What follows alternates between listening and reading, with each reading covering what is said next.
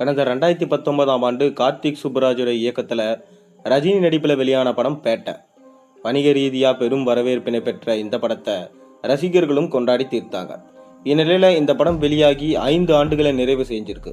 இதனை கொண்டாடும் விதமாக பேட்டை படக்குழு புதிய வீடியோ ஒன்றை வெளியிட்டிருக்காங்க. என்ன வாங்கன்னு பார்ப்போம்.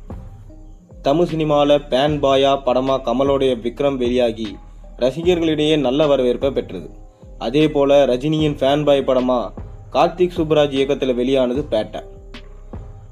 கடந்த 2019ஆம் ஆண்டு ரிலீஸான இந்த படம் வெளியாகி 5 ஆண்டுகளை நிறைவு செஞ்சிருக்கு. இதனை சோசியல் மீடியாவில் கொண்டாடிட்டு வராங்க ரசிகர்கள்.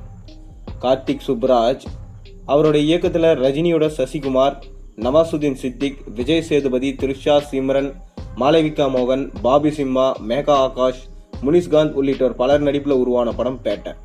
கடந்த 2019ஆம் ஆண்டு வெளியான இந்த படத்தை சன் பிக்சர்ஸ் நிறுவனம் தயாரிச்சிருந்தாங்க. அனிருத் ரவிச்சந்தர் தான் இந்த படத்துக்கு இசையமைச்சிருந்தார். தனது நண்பனின் மரணத்துக்கு பின் அவனது மகனுக்கு நிகழாயிருக்கும் ஹீரோ ஒரு கட்டத்தில் நண்பனின் மகனுக்கு பிரச்சனை என்றதும் களத்தில் இறங்கி எதிரிகளை துவம்சம் செய்கிறான். தமிழ் சினிமாவில் பலமுறை அடித்து துவக்கப்பட்ட கதையா இருந்தாலும் மாஸ் ஆக்ஷன் காட்சிகளோட ரஜினிக்கான சீன்களை இந்த படத்துல பார்த்து செதுக்கி இருந்தாரு கார்த்திக் சுப்புராஜ்.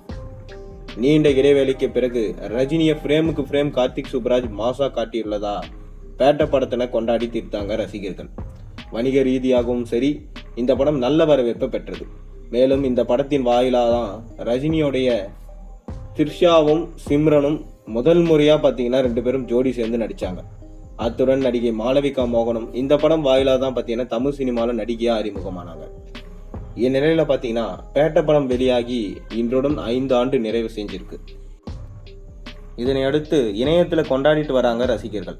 அத்துடன் இந்த கொண்டாட்டத்துக்கு மத்தியில் பேட்டை படத்தில் ரஜினி சிம்ரன் இடையிலான ரொமான்ஸ் காட்சிகள் அடங்கிய புதிய வீடியோ ஒன்றை படக்குழுவினர் வெளியிட்டிருக்காங்க. இந்த காணொலிக்கு பின்னணியில் இளையராஜாவுடைய என் இனிய பொன்னிலாவே பாடல் இடம்பெற்றிருக்கு. ரஜினி ரொமான்ஸில் பிச்சு உதரும் இந்த வீடியோவுக்கு இசைஞானி இளையராஜாவோட பாடல் அட்டகாசமாக பொருந்திருக்கு.